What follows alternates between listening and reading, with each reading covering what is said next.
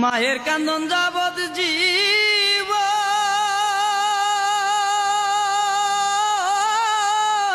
দুই চার মাস বোনের খান্দন রে ওরে ঘরের পুরি বাইরের কান্দন কয়েকদিন পর তাকে না দুঃখের দরদি আমার জনম দুঃখী মা